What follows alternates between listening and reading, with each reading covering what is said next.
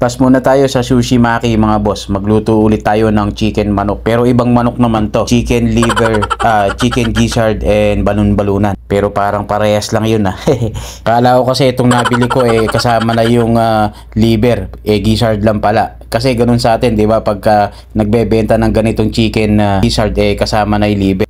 Dito kasi, ano lang siya, gizzard lang mga pre.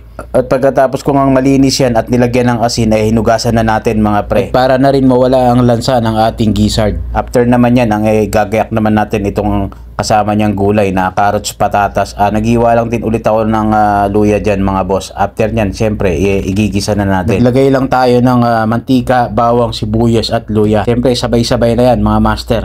Mekos-mekos lang natin yan. At pagka ganyan medyo natustado ng konti, okay na yan. Lalagay na natin gizzard, then sutay ulang ulit natin. At pagka sutay ko nga yan, nilagyan ko lang oyster, soy sauce, chicken powder, at sugar, at konting ketchup. Syempre, konti-konti lang lagay natin. Depende sa dami ng lulutuin nyo na gizzard mga pre. Then nilagyan ko lang ulit ng tubig para hindi masyadong madry. At tinimiran ko nga ng 15 minutes. Dahil nga meron pa kaming order ng online na Sushi Maki mga boss. Para habang nagluluto ako ng ulam, ito nagro-roll ako ng order namin na Maki from Hungary Station. At habang niro-roll ko nga yan, biglang nag-timer itong aking niluluto.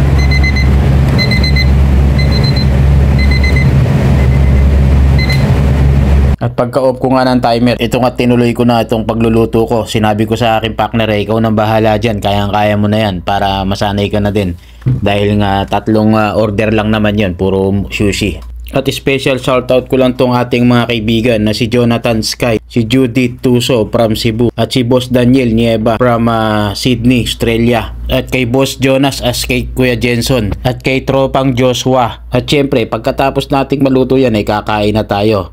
Yun lang, salamat. See you in my next vlog. Alright.